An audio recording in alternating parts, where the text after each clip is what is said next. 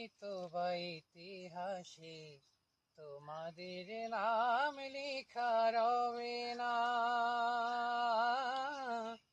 হয়তো বা ইতিহাসে তোমাদের নাম লেখা রবে না। বড় বড় লোকেদের ভিড়ে জ্ঞানী আর গুণীদের আসরে